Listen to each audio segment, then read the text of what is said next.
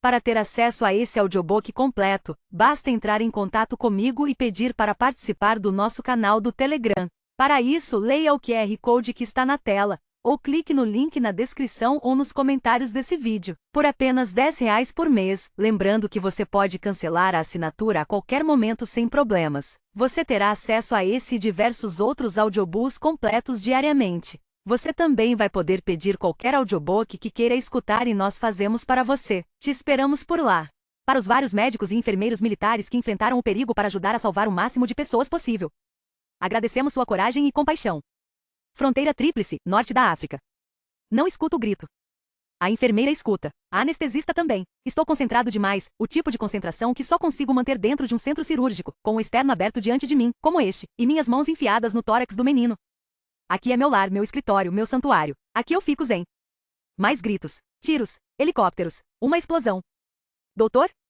Percebo o pânico na voz dela, mas não me mexo. Não desvio o olhar. Minhas mãos, os instrumentos cirúrgicos mais antigos da humanidade, estão dentro da cavidade torácica. Meu dedo indicador apalpa o pericárdio. Estou completamente concentrado nisso, e apenas nisso. Não há música tocando. Hoje em dia isso é incomum em cirurgias, eu sei, mas valorizo o silêncio nesse espaço sagrado, mesmo depois de passar 8 horas fazendo transplante de coração. Minha equipe acha irritante. Eles precisam espairecer-se, entreter, se distrair, e para mim, o problema é justamente esse. Não quero distrações. O meu prazer e a minha excelência são resultado desse foco absoluto. Mas os sons invadem o silêncio. Tiros de metralhadora. Outra explosão. Gritos mais altos. Estão se aproximando. Doutor, a voz agora está trêmula, nervosa. E como não estou escutando, ela insiste, Mark. Nada que a gente possa fazer, digo. O que não é um consolo. Tracy e eu chegamos em Gadamés há 8 dias. Desembarcamos no aeroporto de Ori Ramani, onde fomos recebidos por uma jovem que conhecíamos como Salima, se é que esse era o nome verdadeiro dela. Também havia um motorista corpulento, que não se apresentou nem falou nada com a gente. Nós 4 viajamos por 2 longos dias no sentido nordeste, parando para dormir num abrigo perto de Agadez e depois em barracas sob as estrelas em Bilma. Deixamos o motorista no norte de Níger, atravessamos o deserto à noite e encontramos outro carro. Salima e Tracy estão de olho um no outro. Não me surpreende. Tracy é o autêntico pegador mesmo quando está cercado de morte. Bom, talvez seja justamente por isso. É quando estamos perto da morte que mais nos sentimos vivos. Salima continuou nos levando para o norte, até atravessar a fronteira entre a Argélia e a Líbia. A leste de Djane, fomos detidos por meia dúzia de rebeldes armados até os dentes. Eram todos jovens, adolescentes eu diria, e tremiam sob o efeito de algum narcótico potente. Eram chamados de Exército Mirim. Havia cheiro de sangue no ar. Com os olhos arregalados, os rebeldes nos pegaram, primeiro eu, depois Tracy. Fizeram com que eu me ajoelhasse. Puseram uma arma na minha nuca. Eu ia morrer primeiro, Tracy ia assistir, depois, seria a vez dele. Fechei os olhos, pensei no rosto de Meg e esperei alguém puxar o gatilho. O exército mirim não matou a gente, é claro. Salima, que é fluente em pelo menos 4 idiomas, se prostrou de joelhos e falou rápido. Não sei bem o que disse. Ela não quis nos contar, mas os rebeldes foram embora. Mais gritos. Mais tiros. Chegando perto. Tento me apressar. Não fui sincero com Meg em relação aos diferentes riscos desta última missão. Não por achar que ela ficaria preocupada, mas por causa das promessas que tínhamos feito um para o outro. Ela teria insistido em vir junto. Meg e eu somos assim. Quer saber o que é ser herói? Envolve altruísmo, claro, mas envolve também ego, temeridade, sede de adrenalina. Não temos medo do perigo, temos medo da normalidade. Com uma máscara cirúrgica no rosto, Tracy espia dentro da sala. Mark, quanto tempo a gente tem? Atearam fogo no lado norte do acampamento. Já são dezenas de mortos. Salima está tirando todo mundo. Olho para a enfermeira e a anestesista. Podem ir, digo para elas. Não vai dar para salvar o menino, diz a enfermeira para mim ao se afastar. Mesmo se você terminar a tempo, mesmo se ele conseguir sobreviver à cirurgia, eles não vão deixar o menino vivo. Não sei quem são eles, não sei quais são as justificativas, as origens da história, as facções, as tribos, os líderes, os fanáticos, os extremistas, os inocentes. Não sei quem são os vilões ou os mocinhos, ou porque essas pessoas estão neste acampamento de refugiados, ou qual é o lado do opressor e qual é o dos oprimidos. E não é porque sou indiferente à política. É só porque para mim, Meg e Tracy isso não pode fazer diferença. Continuo operando o paciente, um rapaz de 15 anos chamado Isil. Torço para que todo mundo que eu trato seja inocente, mas duvido disso. Não pode ser responsabilidade nossa descobrir quem está de que lado. Nosso trabalho, sem querer soar presunçoso demais, é salvar vidas. Sabe aquela expressão, entrega para Deus que as pessoas usam quando não tem mais saída? Para a gente, a que faz mais sentido é enquanto há vida, há esperança. Deu para entender, né? Não estou em cima do muro. Para mim não existe muro. Todo mundo para fora, digo. Não quero mais ninguém na sala. Mark, diz Tracy. Nossos olhares se cruzam por cima das máscaras cirúrgicas. Tracy e eu nos conhecemos há muito tempo. Fizemos a residência em cirurgia juntos. Prestamos assistência médica em crises humanitárias como esta no planeta inteiro. Ele é um dos cirurgiões cardiovasculares mais competentes do mundo. Posso ajudar a fechar, diz Tracy. Deixa comigo. A gente espera. Balanço a cabeça, mas ele sabe. Deixa uma ambulância para mim, digo. Não vão atirar nela. Nós dois sabemos que nos dias de hoje não é mais bem assim. A gente não devia ter vindo. Eu não devia ter permitido. Devia ter resolvido o assunto, dado tchau e voltado para casa. Devia estar com Meg. Não me despeço de Tracy. Ele não se despede de mim. Mas esta vai ser a última vez que o vejo. Segundos depois, ficamos só eu e Ezil na sala. Eu me apresso com a ideia idiota de que vou conseguir. Estou fechando o tórax do menino quando as portas se abrem de repente. Rebeldes armados entram. Não sei quantos. Todos com aquela expressão surtada nos olhos. Já vi essa expressão antes. Vezes demais. Vi poucos dias atrás, a leste de Jane. E às vezes vejo no espelho. Fecho os olhos, penso no rosto de Meg e espero alguém puxar o gatilho. Capítulo 1. Baltimore. 1 ano depois. Meg McCabe não deveria ter vindo. Onde é que você está? Pergunta Mark. Meg abaixa o rosto e olha para o marido na tela do celular. Já falei. Johns Hopkins. É. Na praça? É. Foi onde a gente se conheceu, diz ele. Semana de orientação na faculdade de medicina. Lembra? Claro que lembro, responde Meg. Eu soube logo de cara que você era a mulher da minha vida. Credo. Estou tentando dar uma animada. Não adiantou. E aí, o que você está fazendo? A lembrança leva Meg de volta para a primeira vez dela no campus, jovem e com brilho nos olhos, cheia de esperança, otimismo, energia, vigor e todas essas bobagens. Quanta ingenuidade. Acontece que quando nosso mundo desaba, quando nós temos tudo e até sabemos, reconhecemos e valorizamos isso o tempo todo, quando compreendemos o tamanho da nossa sorte e, por causa dessa gratidão, caímos na ingenuidade de achar que o universo vai nos recompensar, ou pelo menos não vai atrapalhar. Nós aprendemos do jeito mais difícil que o destino é voluntarioso, que a vida é um caos e ninguém sai ileso, que dá para perder tudo de repente, da noite para o dia. Estou curtindo uma fossa, diz ela. Vamos, entra logo. Quero ir para casa. Mark franze o senho. Para com isso. Não estou pronta. Está assim. Por favor, eu quero que você entre lá. Faz isso por mim. Sério? Ela ergue a cabeça, olha para a cúpula branca acima do Friver Hall e reprime uma lágrima. 1 hora antes, havia se esforçado para colocar um vestido longuete formal azul marinho de manga comprida. Preto não. Seria mórbido demais. Azul marinho parece uma opção segura, respeitosa e discreta. Na verdade, ela preferiria ser engolida pelo chão a chegar perto de ser o centro das atenções nessa noite específica. Meg? Oi? Entra. Seria muito importante para mim. E para sua mãe. Uau! Exclama Meg. Quê? Você nunca foi tão sentimental e manipulador assim. Já fui sim, diz Mark. Já foi sim, concorda ela com a voz terna. Então acrescenta, que saco. Quê? Nada, deixa pra lá. Há 22 anos, Meg se formou nessa consagrada instituição, com todas as honrarias possíveis e imagináveis para estudantes de medicina. Fez a residência em cirurgia no New York Presbyterian, tornou-se uma renomada cirurgiã plástica reparadora, serviu o país nas linhas de frente do Afeganistão e do Oriente Médio como médica de campanha, casou-se com Mark e viajou para o exterior com ele com o objetivo de tratar os necessitados. Alô? Chama Mark do celular. Vão ficar me olhando. É claro, diz ele, você é gata demais. Meg franze a testa. Certas coisas não mudam nunca. Vai, insiste ele.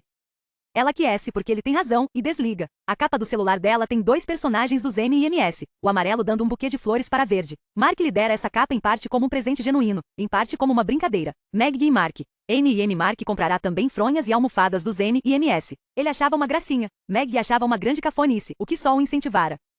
Meg?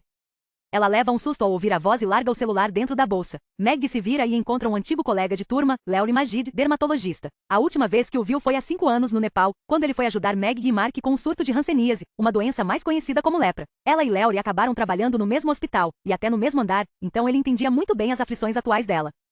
Oi, Leori. Ele se retrai. Você veio para... quer dizer, você vai? Pergunta ele, gesticulando na direção do edifício. Responde Meg. Ah. O que foi? Nada. Criaram uma bolsa em homenagem à memória da minha mãe, diz ela.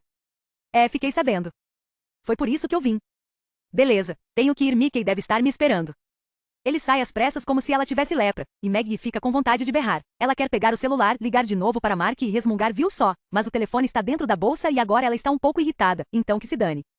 Meg sobe com relutância os mesmos degraus que havia subido com entusiasmo para receber o diploma há 2 décadas. A faixa pendurada acima da porta diz: Evento de reconhecimento de bolsa. Bem-vindos de volta, egressos da Johns Hopkins. O salão vibra. A música tocada por um quarteto de cordas do corpo decente atual é o quarteto para cordas N19 em Dó maior de Mozart. Com as mãos coladas ao corpo, Maggie não consegue resistir ao impulso semiconsciente de mexer os dedos no ritmo da melodia, como se estivesse segurando um violino. Entre médicos e bolsistas, há cerca de 500 pessoas espalhadas pelo salão consagrado. Dá para ver que é um evento de médicos porque vários homens usam gravata borboleta. É uma moda muito comum entre eles, porque gravatas normais ficam pendendo do pescoço e atrapalham durante um exame. O pai dela, cirurgião do exército que também atuou em combate como médico de campanha no Vietnã, no caso, sempre usava gravatas floridas bem coloridas. Ele dizia que era para passar um ar meio brincalhão, ou seja, para oferecer aos pacientes algo humano e reconfortante. Quando Maggie finalmente entra no salão, ninguém se cala, ninguém congela, nada do tipo, mas com certeza há um toque de hesitação no ar. Ela continua ali parada por uns bons segundos, bastante sem graça, como se de repente suas mãos tivessem ficado grandes demais. O rosto cora. Por que veio? Ela procura um amigo, ou pelo menos um rosto conhecido, mas só reconhece o do cartaz em um cavalete no tablado. Sua mãe. Nossa, como ela era bonita.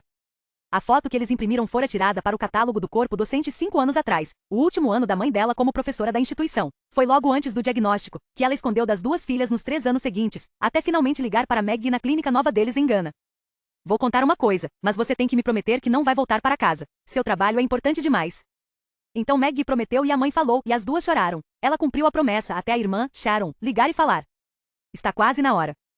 Maggie se despediu de Mark no aeroporto internacional de Dubai, falou para ele encerrar as coisas e voltar logo para casa, e então foi acompanhar os últimos dias da mãe junto de Sharon. Maggie mantém o foco nos olhos da mãe no cartaz, porque, no momento, esse é o único rosto amistoso no salão. Ela sai andando de cabeça erguida na direção do tablado. Espera que seja narcisismo dela, mas parece que as conversas cessam ou ao menos se aquietam quando passa. Segue-se um burburinho, ou talvez seja só coisa da cabeça dela também. Mesmo assim, Maggie não desvia o olhar nem usa a visão periférica. Seus olhos continuam fixos nos da mãe, mas agora dá para sentir os olhares. Um vulto familiar aparece na frente dela e diz: que surpresa você dar as caras.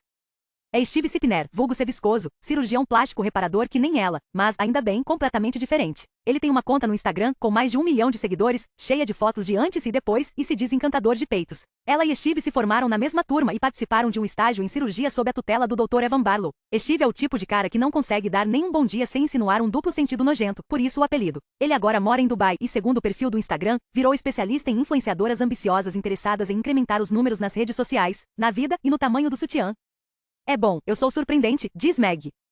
Ele olha em volta e repara nos olhares hostis. Pelo menos eu estou feliz de te ver. Obrigada, Steve. Já viu Barlow? Você viu? Pergunta ela. Não. Duvido que ele venha. Ouvi falar que ele daria uma passadinha. Quero conversar com ele sobre uma parceria bacana, e ele para se vira e abre um sorrisão. Ah, adivinha onde eu trabalho agora? Ela não quer adivinhar, mas não entrar no jogo seria pior. Ouvi falar que é em Dubai. É, mas onde em Dubai? Não sei, Steve. Onde? Ele chega mais perto. Apollo Longevity, cochicha. Maggie tenta manter o rosto impassível. Precisa se esforçar. Não era lá que você e Mark. Continua Steve. Não tenho mais relação com a clínica. Maggie tenta assimilar a notícia. A Apollo Longevity ainda funciona. Até agora. Mesmo depois de tudo que aconteceu. Isso não é bom. Steve a analisa de cima a baixo, um olhar que parece rastejar pelo corpo dela como minhocas depois de uma tempestade. Você está ótima, Mags. Ele arqueia a sobrancelha e acrescenta, muito ótima. Pra lá de ótima. Maggie emite um murmúrio de indiferença, tipo aham.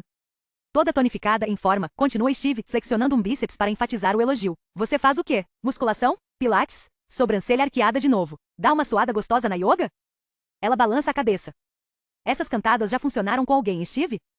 Sempre funcionam, Mags. Sabe por quê? Não precisa me dizer, mas já sei que você vai dizer mesmo assim. Ele chega perto do ouvido dela. Porque agora eu sou um cirurgião rico e bem-sucedido de 47 anos. Consigo pegar umas novinhas bem mais jovens que você. Ela faz uma careta.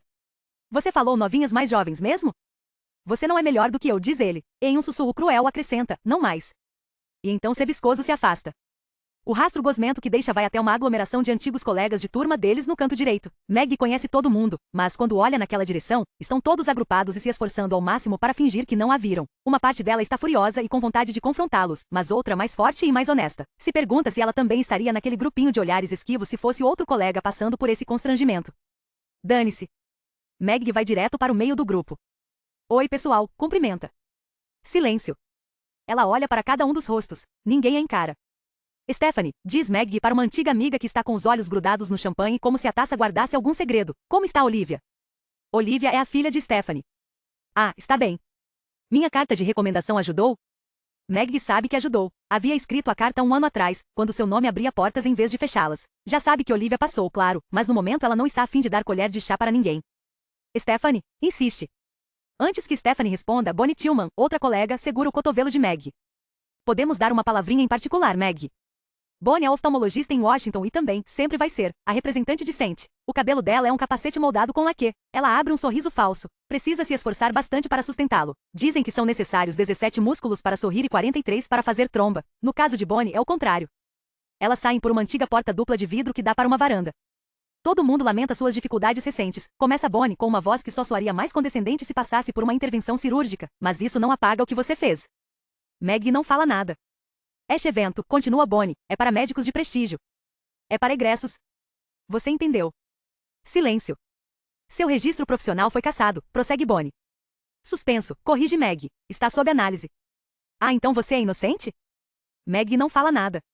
É melhor você ir embora, insiste Bonnie. Não pretendo. Não é justo com a memória da sua mãe. Como é que é? Você não é a dona da memória dela, Meg. Não nesta instituição. Ela foi muito importante para vários alunos como a gente. A sua presença é uma mancha na memória dela. Fui convidada para apresentar a bolsa, diz Meg. Isso foi antes. Ninguém cancelou o convite. Ninguém achou que fosse necessário. Então quem vai apresentar?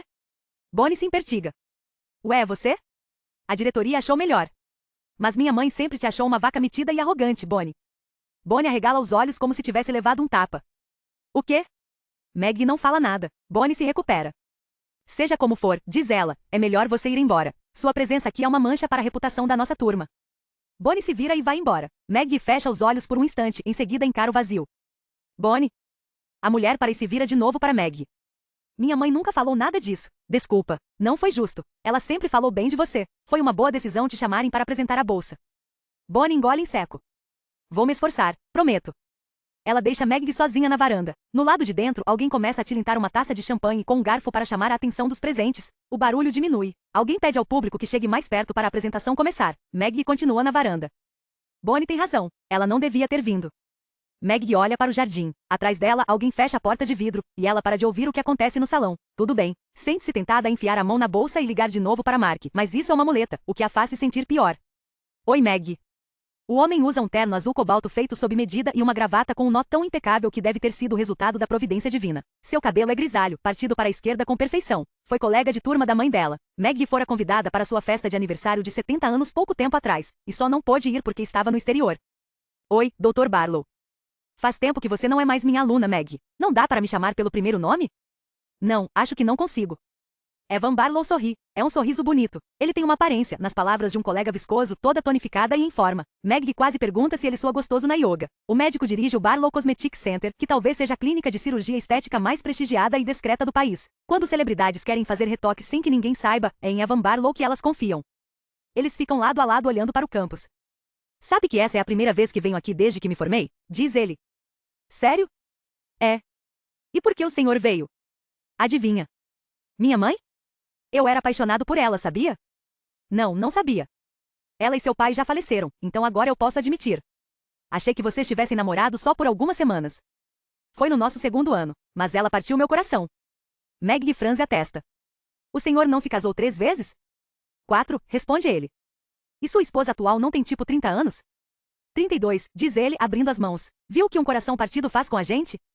Meg não consegue conter um sorriso. Barlow também não. Seu pai era um homem incrível, muito melhor para ela. Então me contentei com a amizade. Mas ele balança a cabeça. Com a idade, a gente vai ficando sentimental e filosófico. Estou tentando fazer graça, mas também revelei uma verdade. Quando ele sorri, a memória de Meg revive as rondas na cirurgia do New York Presbyterian. Ela se lembra da generosidade de Barlow como professor, do sentimento de exaustão e entusiasmo que a mera presença dele inspirava. Evan Barlow era uma descarga de pura energia vibrante. Era bom poder ser contagiado por essa sensação. Você foi a melhor aluna que já tive, comenta Barlow como se lesse a mente dela. Você sabe, é cirurgiã, então tem ego suficiente para saber que estou falando a verdade. Eu era cirurgiã. Ela fecha os olhos com força, e então sente a mão dele no ombro. A voz de Evan é incrivelmente terna. Meg?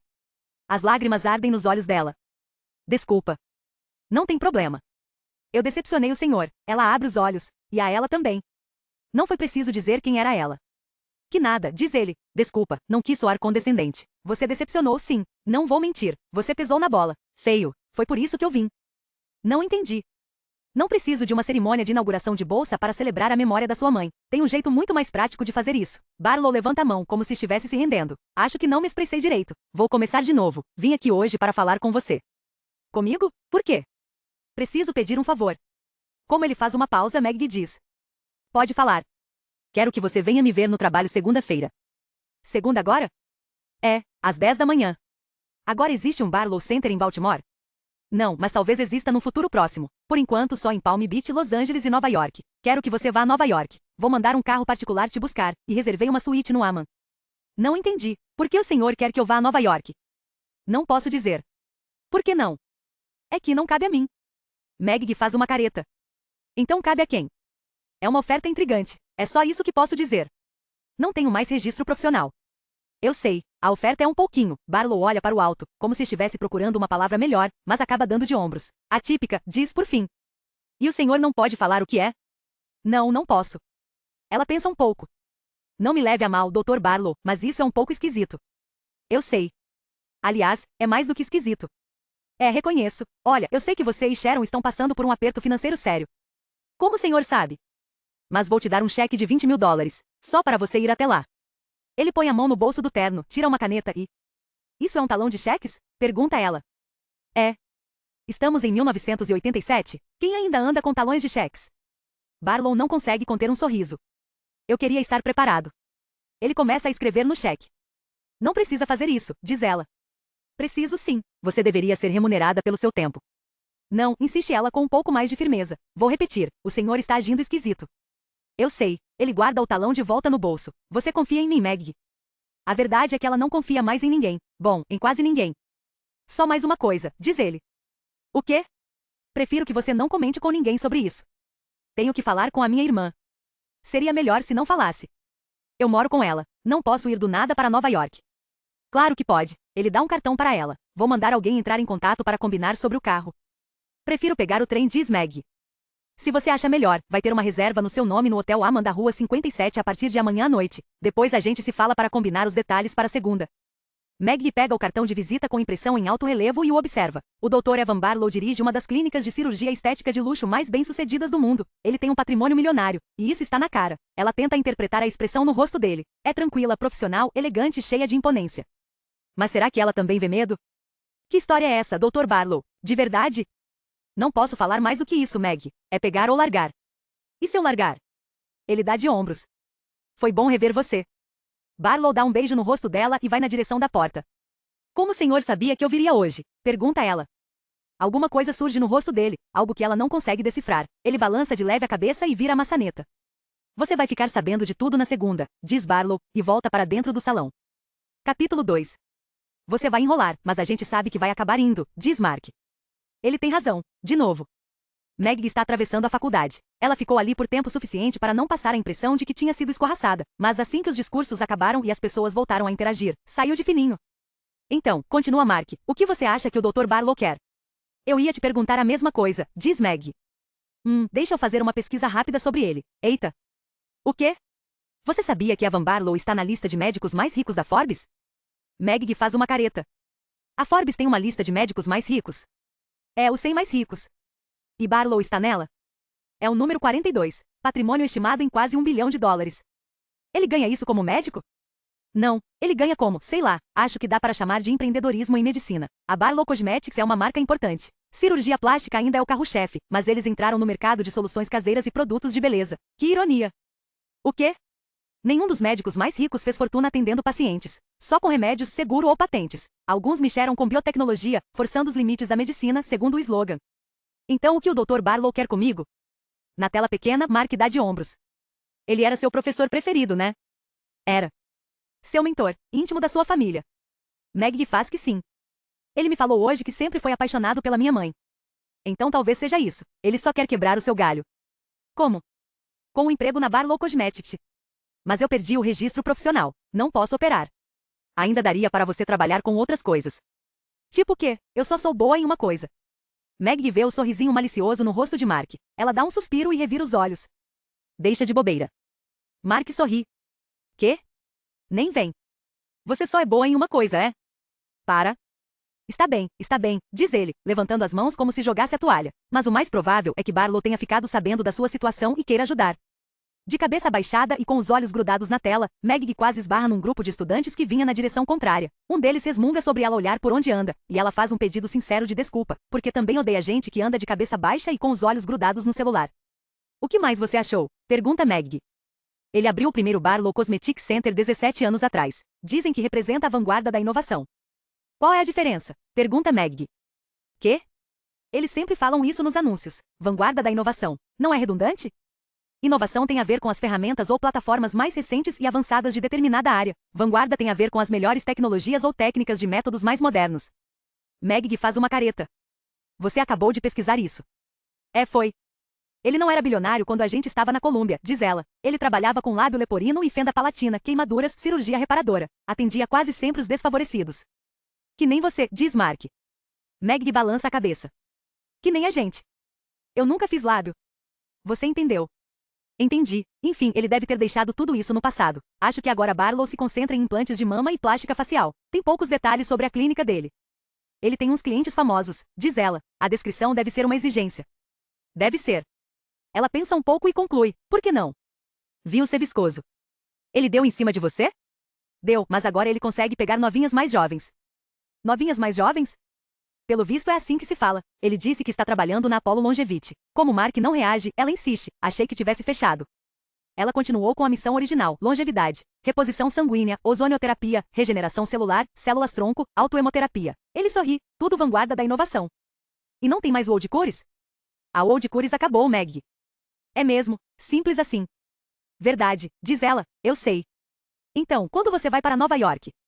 Amanhã de manhã, diz ela, vou ligar para o seu pai no Vipers e ver se ele está por lá. Faz tempo que você esteve com ele? A última vez foi quando ele e o pessoal passaram por aqui na viagem do mês passado. Como ele está?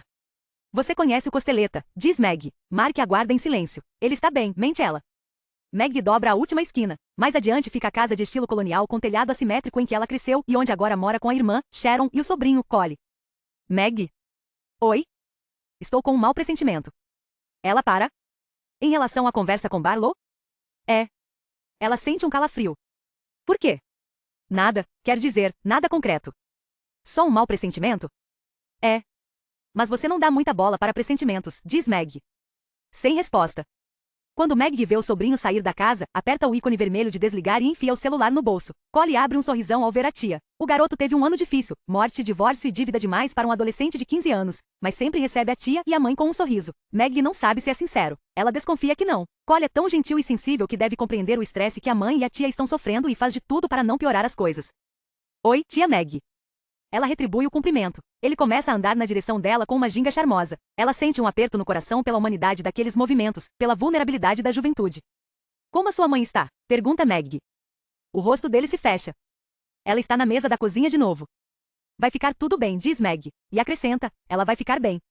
Você aqui com a gente. Eu sei que não é responsabilidade sua. É responsabilidade minha. Collie assente e se obriga a sorrir de novo. Uma buzina chama a atenção dos dois. Um carro cheio de adolescentes pendurados nas janelas encosta no meio-fio. Eles chamam Collie, que olha envergonhado para a tia. Mas Meg sorri e o dispensa com a mão. Vai lá, diz ela. Tem certeza? Deixa comigo. Collie vai até o carro com a mesma ginga, mas agora mais rápido. Meg fica olhando, feliz pelo momento de normalidade. O sobrinho merece isso. A porta traseira se abre e o engole de uma vez só. Quando o carro some pela rua, ela pega o celular e liga para o Vipers. Escuta o toque do telefone público preto retro que fica no canto do bar e tem uma placa de desativado para nenhum freguês usar. Essa é a versão de Batone do Costeleta. O sogro de Meg, Costeleta, todo mundo o chama assim, até o filho dele, levou a velha guarda a um novo patamar. Ele não tem celular nem computador. Aliás, não tem casa, carro ou televisão. Certa vez Costeleta disse para ela: eu só tenho uma moto e a estrada. Quando Meg reagiu com uma careta, ele deu de ombros e acrescentou: li isso numa cartela de fósforos num bar de motoqueiros em Sturgis. A voz que atende o telefone é de uma mulher. Ela parece ao mesmo tempo jovem e alguém que já viu de tudo na vida. Vipers for Biquers. Ao fundo, Meg escuta o estardalhaço de sempre do bar de motoqueiros. Na caixa de som está tocando Bat Out of Hell, uma das preferidas de Costeleta. Meatloaf está botando para quebrar, cantando que ao fim da noite ele vai se mandar, se mandar, se mandar. Meg e Mark tocaram essa música na festa de casamento. Ela, Mark, Costeleta e Sharon fizeram uma roda na pista de dança, gritando cada verso a plenos pulmões, até que Mark a puxou para junto de si e tudo desapareceu. A música ficou mais suave, e Mark cantou que Meg era a única coisa no mundo inteiro que era pura, boa e certa. E aí eles ficaram se olhando até a música acelerar de novo e ela lembrar que Meatloaf, na verdade, está cantando sobre a última noite deles juntos. A estrofe acaba com ele dizendo: nós dois vamos ficar tão sozinhos. O Costeleta está? Não. Meg consegue enxergar a cena, a jukebox no canto, a serragem no chão, a coleção de letreiros de neon de marcas de cerveja, o cheiro carregado de couro velho, óleo diesel e testosterona. Posso deixar um recado? Depende. Você é uma das coroas dele? Coroas, repete Meg. Foi o Costeleta quem mandou você falar isso? Foi. O cara não muda. Avisa que é a Meg. A mulher nem se dá ao trabalho de responder um está bem ou vou falar, só desliga. Meg guarda o celular e entra na casa. Quase tropeça nos tênis de cole, que são do tamanho de canoas pequenas. Oi? Na cozinha, responde Sharon.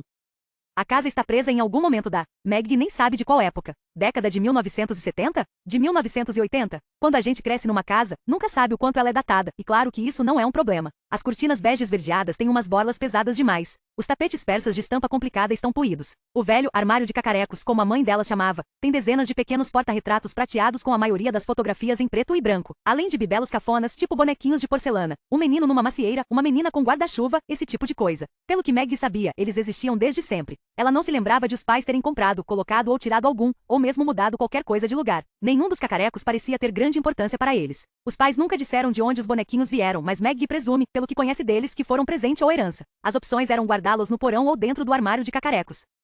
Não era por falta de dinheiro ou francamente por breguice dos pais. É que os doutores McCabe não davam a mínima. A mãe e o pai dela não ligavam para o papel de parede antiquado ou carpete felpudo desgastado. Eles eram maravilhosos, generosos, distraídos. Gostavam de ler, curar, estudar. Gastavam dinheiro em livros e experiências de vida, não em estofamento e decoração. Meg ainda conseguia vê-los com os amigos ali na sala de estar, um pouco animados pelo álcool, em debates que se estendiam madrugada adentro na época em que discordar era visto como algo bom. Quando pontos de vista divergentes eram bem-vindos porque desafiavam e apuravam o raciocínio, em vez de gerar raiva e desdém. Mas agora Meg não está afim desse tipo de... Era nostalgia? Como é que se chama uma saudade de pensamento crítico, bom senso e decência? A história da família de Meg ainda é exibida nos porta-retratos em cima da lareira, ela e Sharon na apresentação de dança quando tinham respectivamente 8 e 6 anos. Formaturas, casamentos, nascimentos, aquela coisa toda. Todo mundo sabe como é. Meg para diante do retrato maior. Uma foto horizontal de grupo do casamento dela com Mark. Ela e o marido estão no meio, sorridentes. Ao lado de Meg, Sharon, obviamente madrinha da noiva. Ao lado de Mark está Tracy Paquer, padrinho do noivo. Na verdade, Tracy poderia estar do lado de qualquer um dos dois. Tracy tinha conhecido Meg antes. Os dois serviram juntos como médicos de campanha durante o combate em 2 missões. Quando ela apresentou Tracy e Mark, eles ficaram amigos na hora. Algum tempo depois, os três, Mark, Tracy e Meg, viriam a criar a Old Cures Alliance, uma das instituições de caridade mais dinâmicas do mundo, especializada em prestar serviços de saúde para os mais pobres. Na foto, os pais de Meg estão na ponta direita, saudosamente vivos e saudáveis. Observando bem, será que Meg identifica uma hesitação na linguagem corporal da mãe? Ou será que é só uma projeção dela, tipo, ah, se eu soubesse? Costeleta, o pai de Mark, está na ponta esquerda. Todos os homens estão de smoking, exceto ele, que em vez da gravata borboleta e da camisa branca de piquê, ficou de jaqueta de couro de motoqueiro e pingentes de caveira sorridente. Meg não teria mudado nada. Como se tivessem combinado, o celular dela toca. O identificador de chamada diz só telefone público. Alô? Qual é o problema? Pergunta a voz rouca de Costeleta. Nada, diz Meg, ainda olhando para a imagem dele na foto antiga de casamento. Bom, for o fato de que a pessoa que atendeu seu telefone está chamando outras mulheres de suas coroas. Ué, você prefere minhas namoradas? Não, na verdade. O que então? Meus rolos? Brotos? Cobertores de orelha? Você falou cobertores de orelha. Sapecas, flertes, casinhos. Para, por favor. Uma parte da molecada chama de peguetes, continua Costeleta. É melhor? Não, diz Meg, e nunca mais usa a palavra molecada. É bonitinho quando eu falo. Não é mesmo? Então, diz Costeleta, esticando a palavra. Agora que já quebramos o gelo, qual é o problema, Meg? Não posso ligar só para bater papo? Claro. Silêncio. Eu vou para Manhattan amanhã, diz Meg. Vai pegar o trem? Vou. Qual horário? O das 7h14. Eu te busco, aí você me conta tudo. Costeleta desliga. Os olhos de Meg se voltam para a foto do casamento com a cabeça ao mesmo tempo vazia e cheia. Meg, chama Sharon da cozinha. Ela desvia o olhar da foto, respira fundo e, inspirada no sobrinho, se obriga a sorrir. Quando entra na cozinha, Sharon está sentada à mesa, como Collie falou, com o notebook aberto e um monte de folhas de papel espalhadas, como se alguém as tivesse jogado de muito alto. Há uma garrafa aberta de vinho tinto do Chantal Alt Bailey. Só de ver isso Meg sente um aperto forte no peito, que não tem nada a ver com a vontade recente da irmã de beber em excesso. O que você está fazendo? Pergunta Meg. Sharon olha para ela. Uma programação para permitir interferência generativa hiperdimensional com otimização de gradiente descendente estocástico de inteligência artificial apoiada em... Quer que eu continue? Não, por favor. Sharon tira os óculos de leitura. E aí, como foi o evento? Até que foi bom. Mentirosa. Sharon é um gênio. De verdade, Meg foi uma excelente aluna. Segunda maior nota geral do ensino médio, atrás apenas do desgraçado do Stuart Clayman por uma diferença de 0,003 ponto. E desde cedo decidida a ser médica que nem os pais. Mas a irmã, Sharon, era uma verdadeira polímata, o que os professores e coordenadores pedagógicos costumavam chamar de intelectualmente avançada ou superdotada, ou, o que era mais comum, criança prodígio. Sharon podia ter terminado o ensino médio aos 11 anos de idade, mas a verdade, algo que os pais dela compreenderam desde cedo, é que crianças prodígio não vão longe. Pense nas que você conheceu na sua infância. Onde elas estão hoje? Viu? Elas acabam paralisadas pela ansiedade, ou abandonam hobbies demais, ou se afundam em inseguranças e autodepreciação, ou vai saber. Elas desmoronam. Cientes desse problema, os pais dela estimulavam a excelência, mas insistiam em rotina e normalidade. O pai adorava citar Flaubert: tenha uma vida regular e estável, para que sua obra possa ser violenta e original. Mas nunca foi fácil para Sharon. O cérebro dela não era capaz, ainda não é, de desacelerar. As conexões neurais, os impulsos nervosos, as sinapses de transmissão, corriam sempre a mil. Costuma-se falar de atividade cerebral em termos de eletricidade, e a dela dava picos até um fusível queimar. Ela não se refreava nem diminuía o ritmo. Até o erro mais insignificante levava Sharon a ficar obcecada, fazer tempestade em copo d'água, se autoflagelar. Quem apresentou a bolsa da mamãe? Pergunta Sharon. Bonnie Tillman. Ah, legal. A mamãe gostava da Bonnie. Não enche. Quê? Nada, e a mamãe nunca gostou dela. Só dizia que ela seria uma ótima médica. Para a mamãe era a mesma coisa, diz Sharon, o que era verdade. Sharon também serviu nas Forças Armadas, mas em uma divisão clandestina do Exército, com decifração de códigos e desenvolvimento de inteligência artificial, refinando softwares avançados de reconhecimento. A certa altura, Sharon e o marido, Tad, o pai de Collie, passaram a trabalhar com tecnologia na iniciativa privada, para criar um aplicativo que de fato pudesse mudar o mundo. Sharon desenvolveu uma inteligência artificial humanoide mais avançada, na esperança de que o sistema pudesse incrementar e aprimorar o bem-estar por meio de acesso constante e imediato a especialistas. Gostaria de falar com seu médico a qualquer momento? A versão de inteligência artificial antropomórfica de Sharon do seu médico preferido está sempre disponível para conversar. Que tal consultar seu advogado quando quiser? Como se essa versão dele tivesse a sabedoria de 1000 advogados. O aplicativo de Sharon resolve. Precisa de uma sessão de terapia emergencial, talvez no meio da noite, mas o terapeuta não está disponível? Bom, a versão de inteligência artificial está a seu dispor 24 horas por dia e por um precinho. Já deu para entender. Em termos práticos, as possibilidades são uma maravilha sem fim, mas as consequências morais começaram a pesar na cabeça de Sharon, assegurá-la. Tad, que só enxergava o dinheiro e percebeu, talvez com razão, que eles poderiam perder para alguém nessa corrida global, não gostou. Ele pediu a Sharon que assinasse uns documentos que ela não compreendia, e aí roubou as patentes e fugiu com a assistente. O divórcio foi brutal. Sharon tentou toda e qualquer opção jurídica para remediar a situação, mas o pai de Tad era um juiz federal poderoso. Quem acha que nosso sistema judiciário se fundamenta em verdade, justiça ou igualdade é delirante ou não aceita a realidade. Agora Sharon está muito endividada e sem possibilidade de recurso. Mais ou menos que nem Meg. As meninas McCabe, criadas pelos doutores McCabe para se destacar e ter muito sucesso, foram derrubadas por problemas financeiros enormes, apuros jurídicos e, sim, escândalos. Estavam aparentemente sem saída.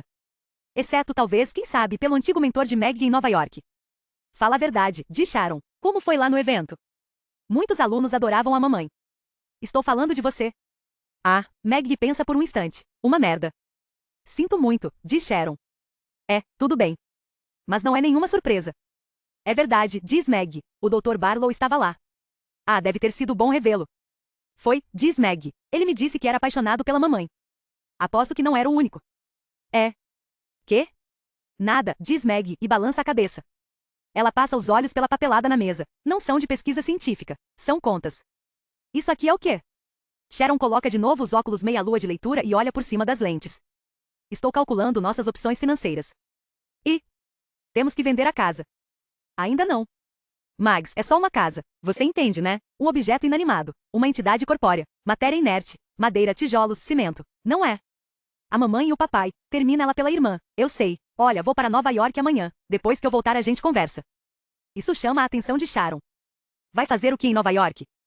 Meg tinha pretendido falar do convite de Barlow, apesar da insistência dele para que não contasse, mas, agora que a hora chegou, de repente ela hesita. Não está preocupada em trair a confiança de Barlow, a irmã pesa mais que um antigo mentor, mas bate a sensação de que não é uma boa envolver Sharon na história antes de ter mais informações. Sharon acha que a hesitação tem a ver com outra coisa. Você vai, encontrar alguém? Quê? Não. Não tem problema. Sharon. Está bem, deixa pra lá. Viu alguém da sua turma lá no evento? Ser viscoso. Sharon faz uma careta. Eca, que nojo. Né?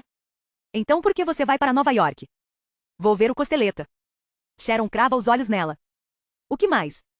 Como assim, o que mais? Nem preciso dizer que a gente ama o Costeleta, diz Sharon, mas ele pegaria a estrada para vir até aqui se você precisasse. Meg suspira. É só um possível trabalho. Que possível trabalho? Nossa, como você é enxerida. Prefiro inquisitiva. Posso falar, não quero contar ainda. Pergunta Meg. Só se eu puder falar, estou um pouco preocupada. Não se preocupe. Eu nunca julgaria você, Mags. Eu sei, e acrescenta, mas não tem nada para julgar. E Tracy? Meg sente o calafrio. O que tem ele? Ele voltou? Vocês vão se ver em Nova York? Tentando ressuscitar a Old Cures? Meg balança a cabeça. A chance de ressuscitação é 0. Sharon sabe, então o comentário é estranho, mas ela às vezes é assim. Meg McCabe, o rosto da Old Cures, agora é uma pária. O financiamento acabou.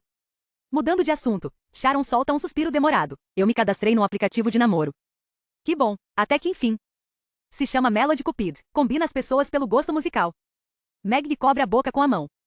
Ai meu Deus. Que foi? Seu gosto musical é